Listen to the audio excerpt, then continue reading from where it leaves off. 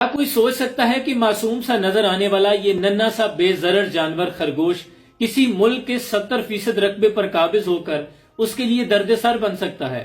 کہانی کچھ یوں ہے کہ آسٹریلیا میں پہلے خرگوش نہیں پائے جاتے تھے، یہ قدرت کا ایک راز تھا۔ پھر ایک شخص کے ذہن میں خیال آیا کہ کیوں نہ قدرت کی اس پہیلی کو تھوڑا سالو کیا جائے۔ چنانچہ 1859 میں تھامس آسٹن نامی ایک شخص انگلینڈ سے 24 خرگوش لے کر آسٹریلیا آ گیا۔ چونکہ اس علاقے کی ساخت ایسی تھی، قدرتی طور پر خرگوشوں کا کوئی دشمن جانور اور ان کی افزائش نسل کو روکنے والا کوئی بھی وائرس آسٹریلیا میں موجود نہیں تھا۔ چنانچہ ان کی تعداد میں اس طرح اضافہ ہوا کہ کچھ ہی دیر کے اندر ان کی تعداد لاکھوں میں پہنچ گئی اور انہوں نے کسان کی ناک میں دم کر دیا۔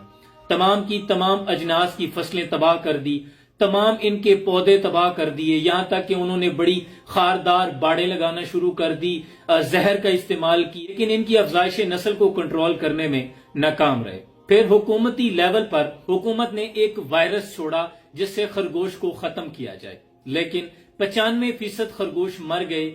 باقی کے جو 5% خرگوش تھے ان پر یہ دوا بھی اثر نہ کر سکی اور یہ ان کا تجربہ بھی ناکام ہو گیا اور ان کی تعداد کروڑوں میں پہنچ گئی، اور یہاں تک کہ ہر سال آسٹریلیا میں 20 لاکھ خرگوش مارے جاتے ہیں۔ لیکن پھر بھی ان کی وزارت خوراک اور زراعت کے مطابق سالانہ آسٹریلیا کو 13 کروڑ امریکی ڈالرز کا نقصان ہوتا ہے جو خرگوش کرتے ہیں ان کی فصلوں کو نقصان پہنچا کر۔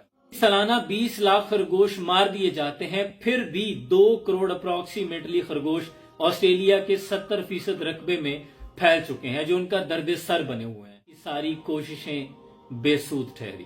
بتانے کا مقصد یہ ہے کہ یہ ہے اللہ کی تقسیم کے ساتھ چھیڑ چھاڑ کرنا یا اللہ کی تقسیم پہ شک کرنا۔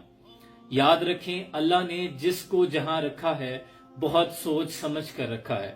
بہت سی ایسی چیزیں ہیں ہماری زندگی میں بھی جو دوسرے کے پاس ہیں، ہمارے پاس موجود نہیں، تو اللہ کی تقسیم پر شاکر رہا کریں۔ ہو سکتا ہے وہ چیز ہمارے پاس ہوتی تو ہمارے لیے کتنی نقصان دہ ثابت ہوتی، یہ ہم نہیں سوچ سکتے۔